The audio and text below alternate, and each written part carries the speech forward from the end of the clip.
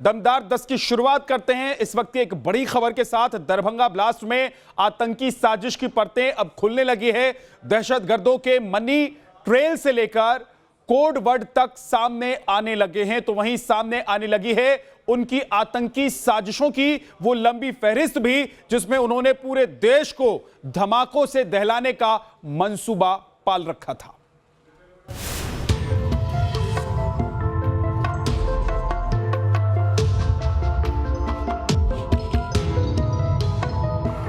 चलती ट्रेन में धमाका होता और सैकड़ों लोग बेमौत मारे जाते। दरभंगा ब्लास्ट केस में गिरफ्तार इन दहशतगर्दों का यही नापाक मंसूबा था, लेकिन ये तो महज एक ट्रायल था। आतंकी साजिश इससे कहीं ज्यादा तबाही मचाने की थी। आतंकी जलजले की इसी खौफनाक साजिश का पूरा ताना बाना आपको बताएंगे, लेकिन उससे पहले आपको लश्कर के इन आतंकी मोहरों के कोड वर्ड बता देते हैं जो इन्होंने सिकंदराबाद दरभंगा स्पेशल ट्रेन को धमाके में उड़ाने के लिए तैयार किए थे। सिकंदराबाद दरभंगा स्पेशल ट्रेन को केमिकल बम से उड़ाने की साजिश रचने वाले आतंकियों का कोड वर्ड सलवार सूट के रंग और डिजाइन में छिपा था। इस आतंकी हमले का मास्टरमाइंड और पाकिस्तान में बैठा हाफिज इकबाल उर्फ काना अपने गुर्गों को सलवार सूट की तस्वीर भेजकर टास्क देता था। कैराना के हाजी सलीम और सिकंदराबाद से गिरफ्तार नासिर और इमरान भी सलवार सूट की तस्वीर के जरिए ही अपना मैसेज भेजते थे। सलवार सूट के अलग रंग और अलग डिजाइन से वो एक दूसरे को पैगाम पहुंचाते थे। सलवार सूट के अलग अलग रंग और डिजाइन का अलग अलग मतलब होता था, जिसका राज पूछताछ में उजागर हो सकता है। आतंक के कैराना मॉड्यूल के सरगना सलीम अहमद उर्फ हाजी एंड्रॉयड मोबाइल का इस्तेमाल सही से नहीं कर पाता, लिहाजा वो कफील की मदद लेता था। कफील उसके लिए किसी को मैसेज भेजता या मंगवाता था। एक तरह से वो हाजी के असिस्टेंट के तौर पर काम कर रहा था। हाजी जैसा बोलता वैसा कफील करता। दरभंगा ब्लास्ट केस में जैसे जैसे जांच आगे बढ़ रही है, वैसे वैसे चौंकाने वाले खुलासे होते जा रहे हैं। दरभंगा ब्लास्ट केस में गिरफ्तार दहशतगर्दों ने खुलासा किया है कि वह भारत में नए नए तरीके से आतंकी साजिश को अंजाम देने के फिराक में थे। सूत्रों की माने तो आईएसआई ने लश्कर के इशारे पर भारत में कई जगह ब्लास्ट करने के लिए इकबाल और सलीम के अलावा कई और लोगों को भी शामिल किया है। इसमें स्लीपर सेल की बड़ी भूमिका से इनकार नहीं किया जा सकता। स्लीपर सेल की मदद से आतंकी पहले भी बिहार समेत देश के कई हिस्सों में धमाका कर चुके हैं, लेकिन बीते कुछ सालों में स्लीपर सेल शांत हो गया था। बताया ये भी जा रहा है कि आतंकियों के टारगेट पर दरभंगा सिकंदराबाद स्पेशल ट्रेन के अलावा भी लंबी दूरी की कई ट्रेनें थीं और इसके लिए दूसरे राज्यों के स्टेशनों की भी रेकी की गई थी। फिलहाल दरभंगा ब्लास्ट केस की जांच कर रही एनआईए के सामने कई सवाल हैं। दरभंगा सिकंदराबाद स्पेशल ट्रेन के अलावा और कौन कौन सी ट्रेन इनके टारगेट पर थी? देश में कौन कौन से हिस्से में सलीम और इकबाल खाना के स्लीपर सेल एक्टिव हैं? सलीम ने कैराना के कितने लोगों को लश्कर की आतंकी ब्रिगेड में भर्ती किया? आतंकी साजिश को अंजाम देने के लिए पैसा कहां से आया था? अगर हवाला से टेरर फंडिंग हुई तो इसके पीछे कौन है? राष्ट्रीय सुरक्षा एजेंसी एनआईए का मकसद है कि इस आतंकी नेटवर्क में शामिल हर दहशतगर्द को जल्द से जल्द सलाखों के पीछे भेजा जाए। लिहाजा एनआईए पूरी जांच को केवल आतंक के त्रिकोण हैदराबाद, दरभंगा और शामली तक ही सीमित नहीं रखना चाहती। Team news nation. दमदार 10 में अब बात कोरोना की। कोरोना को लेकर जो नई खबर आई है उसने न्यूयॉर्क से लेकर दिल्ली तक सनसनी मचा दी है। साउथ अमेरिका में कोरोना का एक नया वेरिएंट मिला है, जिसके चलते 3 करोड़ की आबादी वाले एक देश में मौत का वर्ल्ड रिकॉर्ड बन गया है। विश्व स्वास्थ्य संगठन भी इस नए वायरस को लेकर रिसर्च कर रहा है, क्योंकि वायरस के इस नए वेरिएंट के चलते 100 में से 9 लोगों की मौत हो रही है। मतलब यह कि नया वेरिएंट डेल्टा और डेल्टा प्लस से भी ज्यादा खतरनाक साबित हो सकता है। और ये जो वेरिएंट है इतना खतरनाक है, इसका अंदाजा आप लगा सकते हैं कि 100 में से 9 लोगों की मौत हो रही है। यानी कि जो सेकेंड वेव आपने देखा, जिसमें बड़ी संख्या में लोगों की मौत हो गई कोरोना की वजह से, उससे कहीं ज्यादा खतरनाक ये वेरिएंट है। और इस खतरे ने लोगों को परेशान कर दिया है दुनिया भर में। एक पूरी रिपोर्ट आपको दिखाते हैं ताकि आप समझ पाएं कि आखिर ये खतरा है क्या, इस वेरिएंट से क्या डरने की जरूरत है, सावधान रहने की जरूरत है और दुनिया भर में इस वेरिएंट को लेकर इस वक्त क्या हो रहा है।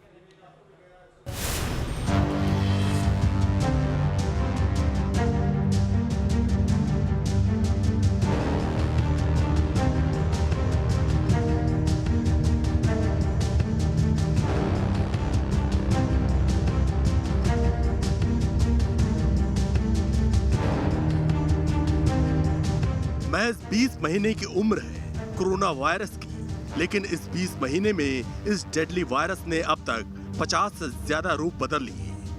वायरस के इन अलग अलग रूपों ने पूरी दुनिया में अब तक करीब 40 लाख लोगों को अपना शिकार बनाया, यानी हर महीने में औसत 2 लाख लोगों को इसने मौत की नींद सुला दिया। लेकिन अब कोरोना वायरस के जिस लेटेस्ट वेरिएंट का वैज्ञानिकों ने पता लगाया है, वो अपने पीछे तमाम पुराने रिकॉर्ड को ध्वस्त करने की तैयारी में है। इस नए वेरिएंट का नाम है लैम्डा वेरिएंट। हिंदुस्तान फिलहाल कोरोना वायरस के लैम्डा वेरिएंट से महफूज है, लेकिन कब तक ये कहा नहीं जा सकता। लेकिन अगर लैम्डा वेरिएंट की हिंदुस्तान में एंट्री हो गई तो तीसरी लहर की सुनामी की तारीख करीब करीब तय हो जाएगी। ऐसा हम क्यों कह रहे हैं, अब वो समझिए। लैम्डा वेरिएंट दक्षिण अमेरिकी देश पेरू में पहली बार डिटेक्ट हुआ और इसी वेरिएंट के चलते कोरोना से मॉर्टिलिटी रेट के मामले में पेरू दुनिया में नंबर 1 हो गया। पेरू में कोरोना के अब तक 20,65,000 केस सामने आए हैं और इनमें से 1,93,000 से ज्यादा लोगों की मौत हो चुकी है, यानी मॉर्टिलिटी रेट करीब 9.34% तक पहुंच गई है, जो दुनिया में सबसे ज्यादा है। मतलब ये कि कोरोना के हर 100 मरीजों में 9 से ज्यादा लोगों ने दम तोड़ दिया। पिछले साल अगस्त में वायरस का लैम्डा वेरिएंट सबसे पहले पेरू में मिला था। तब से लेकर अब तक ये दुनिया के 30 देशों में फैल चुका है। विश्व स्वास्थ्य संगठन यानी WHO ने लैम्डा को वेरिएंट ऑफ इंटरेस्ट की कैटेगरी में डाला है, यानी दुनिया के सभी देशों को इस पर पैनी नजर रखनी होगी, क्योंकि अगर ये तेजी से फैलता है तो फिर इसे वेरिएंट ऑफ कंसर्न की कैटेगरी यानी इमरजेंसी कैटेगरी में डालना होगा। We have a new variant of interest that we reported yesterday. It's the Lambda variant of interest, and it's the C37, if you use the Pango nomenclature, for those of you who follow that. This is a variant that we've been tracking for some time, and it has some mutations in the spike protein. I won't list them, but there's several, and those have some suspected impacts on the virus itself in terms of transmissibility. It needs to be studied. This is why this is a variant of interest. This variant is circulating in a number of South American countries right now. Again, the detail is in our EPI report, but there's been elevated prevalence detected in Chile, in Peru, in Ecuador, and Argentina. अब सवाल है कि जब दुनिया के 30 देशों तक lambda variant पहुंच चुका है, तो फिर इससे हिंदुस्तान कैसे बचेगा? विशेषज्ञ इसका बस एक ही उपाय बताते हैं और वो एकमात्र उपाय है वायरस की जीनोम सीक्वेंसिंग। आसान भाषा में जीनोम सीक्वेंसिंग को इस एनिमेशन के जरिए समझिए। जब वायरस रिफ्लेक्ट करता है तो ये अपनी दूसरी कॉपी बनाता है, लेकिन कई बार ये अपनी कॉपी बनाने में गलती कर जाता है और नई कॉपी पहले वाले की तरह नहीं होती। उनमें से कुछ मिसिंग रह जाता है जो इसके ओरिजिनल यानी बेस पेयर से अलग होता है। वायरस के इसी स्ट्रक्चर में आए बदलाव को जीनोम सीक्वेंसिंग तकनीक के जरिए लैब में जांचा जाता है। जीनोम सीक्वेंसिंग से ही पता लगता है कि वायरस ने अपने रूप में बदलाव किया है या नहीं। अगर वायरस अपने मूल रूप से बदलाव करता है तो उसे ही वायरस का म्यूटेशन कहा जाता है। जीनोम सीक्वेंसिंग का सबसे बड़ा फायदा क्या है कि आप सुपर स्प्रेडर को या हॉट स्पॉट को पहचान सकते हैं, और सबसे इम्पॉर्टेंट चीज है कि अगर आप म्यूटेंट वेरिएंट्स के जीनोम सीक्वेंसिंग करके पाते हैं तो आप वैक्सीन को अपग्रेड कर सकते हैं या अपडेट कर सकते हैं, जिससे कि वो वैक्सीन इस म्यूटेंट स्ट्रेन के लिए इफेक्टिव हो। हिंदुस्तान में कोरोना की दूसरी लहर का अंत हो गया तो इसका मतलब ये नहीं कि वैज्ञानिक हाथ पर हाथ धरकर बैठ गए। अब चुनौती वायरस के नए वेरिएंट की है, जो मुमकिन है पुराने वेरिएंट के मुकाबले ज़्यादा खतरनाक और जानलेवा साबित हो। लिहाजा नए वेरिएंट को पहचानने के लिए हिंदुस्तान समेत दुनिया के तमाम देशों में लगातार वायरस की जीनोम सीक्वेंसिंग हो रही है। विश्व स्वास्थ्य संगठन यानी WHO कहता है कि अगर वायरस के नए वेरिएंट की महामारी रोकनी है तो 5% कोरोना सैंपल का जीनोम सीक्वेंसिंग जरूरी है। लेकिन हिंदुस्तान में जीनोम सीक्वेंसिंग फिलहाल 1% भी नहीं हो रहा। भारत में 0.1% जीनोम सीक्वेंसिंग हो रही है, जबकि ऑस्ट्रेलिया में यह आंकड़ा 59.4% का है। डेनमार्क में 39.3%, ब्रिटेन भी 10% से ज्यादा सैंपल की जीनोम सीक्वेंसिंग करा रहा है। हालांकि अमेरिका जैसे विकसित देश में जीनोम सीक्वेंसिंग की रफ्तार 2% से भी कम है। हमारे कंट्री में भी दिसंबर 2020 में बनाया गया था, बट हमारे यहाँ जेनेटिक सीक्वेंसिंग बहुत कम हुई है। पॉजिटिव सैंपल्स की केवल 0.05% हुई है, जबकि हमारा टारगेट है कि कम से कम 5% पॉजिटिव जो सैंपल्स हैं उनकी जीनोम सीक्वेंसिंग हो। डेल्टा वेरिएंट का उदाहरण पूरे हिंदुस्तान के सामने है, जो देश में कोरोना की दूसरी लहर की वजह बना। लेकिन जीनोम सीक्वेंसिंग की सुस्त रफ्तार की वजह से डेल्टा वेरिएंट के खतरे का अंदाजा समय रहते नहीं लग पाया। अमेरिका, ब्रिटेन जैसे देशों में जीनोम सीक्वेंसिंग की रिपोर्ट आने में 2 से 3 हफ्ते का वक्त लगता है, जबकि भारत में जीनोम सीक्वेंसिंग की रिपोर्ट आने में 2 महीने का वक्त लग रहा है। भारत में जीनोम सीक्वेंसिंग के लिए सिर्फ 28 लैब हैं, जबकि अमेरिका, ब्रिटेन में ऐसी लैब की संख्या 100 से ज्यादा है। हालांकि हिंदुस्तान में भी जीनोम सीक्वेंसिंग की रफ्तार बढ़ाने पर तेजी से काम हो रहा है। देश में तीसरी लहर को लेकर सरकार लगातार तैयारियां कर रही है, लेकिन लोग तीसरी लहर के खतरे को लेकर कितने गंभीर हैं, अब वो देखिए। ये एक दिन पहले हिमाचल के मनाली से आई तस्वीरें हैं, जो सोशल मीडिया पर वायरल हो रही हैं। यहाँ सड़कों पर मेले जैसे नजारे दिख रहे हैं।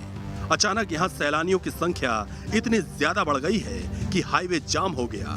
हालात ऐसे हो गए कि मनाली में होटल, रेस्टोरेंट भी कम पड़ गए। दूसरी तस्वीर दिल्ली की है। दिल्ली के सदर बाजार में हर दिन के साथ लोगों की भीड़ बढ़ती जा रही है। सोशल डिस्टेंसिंग तो कम हो ही रही है, रही सही कसर बिना मास्क के घूम रहे लोग पूरा कर दे रहे हैं। दिल्ली में हालात तब है जब प्रशासन बढ़ती भीड़ और कोरोना गाइडलाइंस के उल्लंघन को लेकर लक्ष्मी नगर मार्केट को बंद कर चुका है। इस लिस्ट में नया नाम लाजपत नगर मार्केट का जुड़ा है, जिसे नियमों के उल्लंघन को लेकर अनिश्चित काल के लिए बंद कर दिया गया है। Team news nation. संघ प्रमुख मोहन भागवत के देश जोड़ने वाले बयान पर सियासी सुनामी सी आ गई है। ओवैसी और दूसरे दलों ने बयानों की तलवारें निकाल ली हैं, लेकिन सवाल यह है कि हिंदू मुस्लिम भाईचारे पर भागवत के बयान के मायने क्या हैं? इस बयान से भागवत ने क्या साधने की कोशिश की है? पॉलिटिकल सेंटर में भाईजान के आने से विपक्ष क्यों हैरान है? आपको दमदार स्पेशल में पूरी रिपोर्ट दिखाते हैं। हम भारत के सब लोगों का डीएनए, सब लोगों का निरपवाह डीएनए समान है। लिंचिंग करने वाले ये हिंदुत्व के खिलाफ जा रहे हैं। हिंदू मेजॉरिटी देश में आप रहोगे तो आपका इस्लाम चला जाएगा, ये भी बताया जाता है। अगर हिंदू कहते कि यहाँ एक भी मुसलमान नहीं रहना चाहिए तो हिंदू हिंदू नहीं रहेगा। बातें तो थी प्रेम की, एकता की, वसुधैव कुटुंबकम की, सबका साथ और सबके विश्वास की, मगर संघ प्रमुख के बयान पर सियासी बवंडर खड़ा हो गया। मोहन भागवत ने हिंदू मुसलमान एकता का पाठ क्या पढ़ाया? विरोधियों को भागवत के मुस्लिम प्रेम में खोट नजर आने लगा। मैं तो शुरू से यही कह रहा हूँ कि हिंदू मुसलमान भाई भाई हम सब एक हैं। यही भाजपा, संघ और विश्व हिंदू परिषद, अरे मोहन भागवत जी आप ही के चेले चपाटे हैं जो इस देश में दंगे कराते हैं। हमारा मानना यह है कि आरएसएस अगर मानती है कि मुसलमानों का लिंचिंग हो रहा है तो क्यों हो रहा है? करने वालों का क्या ताल्लुक हिंदुत्व की आइडियोलॉजी से है या नहीं है? और अगर हो रहा है तो क्या उनका रेडिकलाइजेशन अगर हुआ है तो उसका जिम्मेदार क्या आरएसएस और हिंदुत्व की आइडियोलॉजी नहीं है? मोहन भागवत के बयान को अगले साल होने वाले 5 राज्यों में चुनाव, खासकर यूपी से जोड़कर देखा जा रहा है। सवाल ये है कि क्या संघ ने सेट कर दिया है यूपी का चुनावी एजेंडा? भागवत के बयान के मायने क्या हैं? भागवत को मुस्लिमों पर यह बयान क्यों देना पड़ा? संघ प्रमुख के बयान से यूपी में बीजेपी को कैसे फायदा होगा? उन्होंने बहुत अच्छा कहा कि डीएनए एक है। आरएसएस धीरे धीरे ये रियलाइज करने लगा है कि अस वर्सेस देम, ये जो 96 साल हमने किया है, ये हमें कहीं बहुत दूर तक नहीं ले जा रहा है। आप जानते हैं कि हिंदुत्व को राजनीतिक वो देने के लिए, मकाम देने के लिए, ये पहली शर्त है कि कास्ट आइडेंटिटीज को आप खत्म करें। सरसंघ चालक की ये भी समस्या है। चुनाव से पहले संघ ने यूपी में चल दिया है ट्रम्प कार्ड, क्योंकि आज हर तरफ सिर्फ भागवत के बयान की ही चर्चा है। यूपी में ओवैसी की एंट्री के बाद पहले 5 साल में 5 मुख्यमंत्री देने का फॉर्मूला सामने आया। फिर ओवैसी की पार्टी ने मुस्लिम मुख्यमंत्री का दांव चला, लेकिन संघ प्रमुख ने हिंदू मुसलमान दोनों को ही धर्म और मजहब की राजनीति से ऊपर उठकर सोचने का पैगाम दिया। इसे संघ बीजेपी के मुस्लिम विरोधी एजेंडे के आरोप पर बड़ी चोट की कोशिश माना जा रहा है। हिंदुस्तान हिंदू राष्ट्र है, गौ माता पूज्य है, लेकिन लिंचिंग करने वाले ये हिंदुत्व के खिलाफ जा रहे हैं। वो आतताई है। कानून के जरिए उनका निपटारा होना चाहिए, क्योंकि ऐसे केसेस बनाए भी जाते हैं तो बोल नहीं सकते आजकल कहाँ सही है कहाँ गलत है। लेकिन कानून को अपना काम करना चाहिए, तहकीकात करनी चाहिए ठीक से, बिना पार्शियलिटी किए सबका न्याय करना चाहिए और दोषी को सजा होनी चाहिए। हमको उसमें कोई गम नहीं है। लिंचिंग पर हिंदुओं को दी गई भागवत की नसीहत पर जितनी तकलीफ कट्टर हिंदुओं को नहीं हुई, उससे ज्यादा तकलीफ में ओवैसी और कांग्रेस के दिग्विजय सिंह दिखे। ओवैसी ने तो लिंचिंग को हिंदुत्व वाली सोच का अटूट हिस्सा तक करार दिया।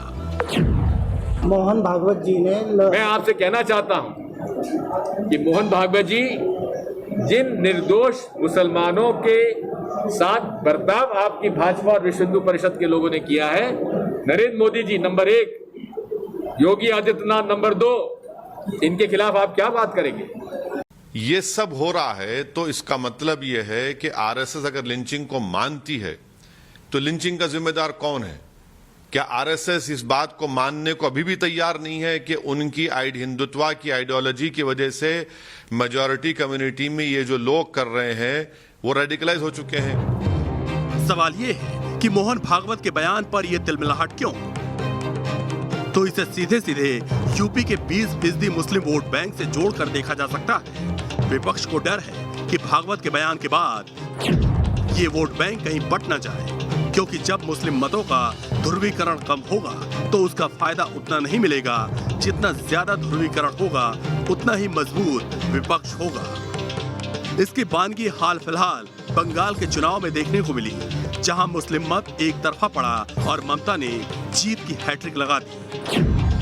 आपके अपने लोगों ने आपका साथ छोड़ दिया, माइनॉरिटीज आपको वोट नहीं देती है। तीसरा जो मध्यम वर्ग है, जो आपको सत्ता में लेके उत्तर प्रदेश में पूरे देश में सत्ता में लेके आए थे, उन्होंने आपका साथ छोड़ दिया, वो छोड़ रहे हैं। उनको आपने तटस्थ करने के लिए, न्यूट्रल करने के लिए इस तरह का एक बड़ा सोच समझ करके बयान दिया है। बीजेपी का कहना है कि मुसलमानों को इस्लाम खतरे में है का डर दिखाया जाता है। इसी डर को संघ प्रमुख भागवत ने दूर करने की कोशिश की है। देश की एकता को लेकर, राष्ट्रवाद को लेकर के, भारतीयता को लेकर के जो संघ के विचार हैं वो सार्वजनिक हो रहे हैं। अन्यथा तो अभी तक लोगों के दिलो दिमाग में जहर भरने का काम गुमराही गैंग करता रहा है आज तक। और उस गुमराही गैंग में हताशा इस वक्त इसलिए है कि उन्होंने जो लोगों को परोसा है संघ के खिलाफ नकारात्मक चीज़ें, जहर जो भरा है लोगों के दिमाग में, वो एक्सपोज हो रहा है। भागवत के बयान का असर नजर भी आने लगा। कुछ मुस्लिम धर्मगुरु भागवत के एकता वाले फॉर्मूले का स्वागत कर रहे हैं, तो कुछ संकोच के साथ समर्थन। देखिए, भागवत जी का जो बयान आया है लिंचिंग को लेकर के, जो लिंचिंग करने वाले हैं वो हिंदुत्व नहीं है। तो भागवत जी का यह बयान बड़ा ही अच्छा बयान है और बड़ी ही अच्छी सोच है। लेकिन हम साथ साथ में भागवत जी से ये भी मांग करते हैं कि पूरे मुल्क हिंदुस्तान में जहाँ जहाँ पर भी लिंचिंग हुई है या लिंचिंग हो रही है, ऐसे लोगों के खिलाफ भागवत जी को चाहिए कि केंद्र सरकार और यूपी सरकार से मांग करे कि ऐसे लोगों के खिलाफ कानूनी कार्रवाई होनी चाहिए। हमारे ही भारत माता के पुत्र, हमारे ही संस्कृति के विरासतदार और हमारे ही पूर्वज के वंशज, खून के अपने भाई मुसलमान साथ क्यों नहीं चल सकते? अब सवाल ये है, भागवत के बोल बदले बदले से क्यों है? इसे जानने के लिए आपको पहले यूपी में मुस्लिम वोटर्स का गणित समझना होगा। यूपी में कुल मुस्लिम आबादी 18 से 20% है। 143 सीटों पर मुस्लिम अपना असर रखते हैं। 70 सीटों पर मुस्लिम आबादी 20 से 30% है। 73 सीटें ऐसी हैं जहां मुसलमान 30% से ज्यादा हैं। इसके अलावा बिजनौर, नोएडा, मुजफ्फरनगर, पश्चिमी उत्तर प्रदेश के कई ऐसे जिले हैं जिसमें मुसलमानों की आबादी 49% से 67% तक है। दरअसल संघ और बीजेपी दोनों यूपी में मुस्लिम वोटर्स को इग्नोर नहीं कर सकते। आपको साल 2017 के चुनावी नतीजे याद है ना? बीजेपी ने 300 से ज्यादा सीटें अगर जीती थीं, तो उसमें मुस्लिम वोटर्स का अहम रोल था। 3 तलाक कानून और हलाला पर केंद्र सरकार के प्रहार के बाद यूपी में बीजेपी को अप्रत्याशित कामयाबी मिली थी। पश्चिमी यूपी के बिजनौर में 67% मुस्लिम हैं, जहां कुल 8 विधानसभा सीटों पर बीजेपी ने 6 सीटें जीती थी। गौतम बुद्ध नगर, जहां 65% मुस्लिम आबादी है, वहां की तीनों सीटें बीजेपी के खाते में गई थी। अलीगढ़ में 42% मुस्लिम है, वहां की 7 सीटों पर कमल खिला था। मुजफ्फरनगर, जहां 49% मुस्लिम वोटर्स हैं, वहां की सभी 6 सीटें बीजेपी के खाते में आई थी। इसी तरह बरेली में 49% मुस्लिम हैं, वहां की सभी 9 विधानसभा सीटें बीजेपी के खाते में गई थी।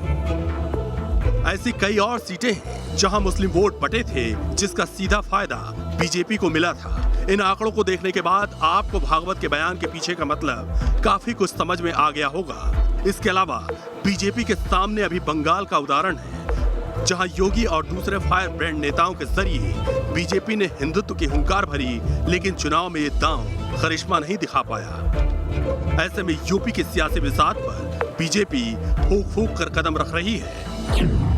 भारत में सभी धर्मों के लोगों का डीएनए एक होने व भीड़, हिंसा, हिंदुत्व के खिलाफ आदि होने की जो बात कही गई है, वह किसी के भी गले के नीचे से आसानी से नहीं उतरने वाली है। पश्चिमी यूपी की मुस्लिम बहुल 100 सीटों पर ओवैसी की नजर है। इसके अलावा दिल्ली में किसानों का आंदोलन चल रहा है, जिसका असर पश्चिमी यूपी में दिख सकता है। ऐसे में संघ और बीजेपी किसी भी समुदाय को नाराज करने का रिस्क नहीं उठा सकता, और यही भागवत के बयान में दिख भी रहा है। Team news nation. और अब आज की अच्छी खबर आपको दिखाते हैं, जिसमें भोपाल की एक महिला ने पर्यावरण प्रेम में अपने घर को मिनी फॉरेस्ट में बदल दिया, जहां देसी विदेशी प्रजाति के सैकड़ों पौधे मौजूद हैं। अर्बन गार्डनिंग का ये कॉन्सेप्ट अब नेचुरल ऑक्सीजन जनरेटर का भी काम करने लग गया है।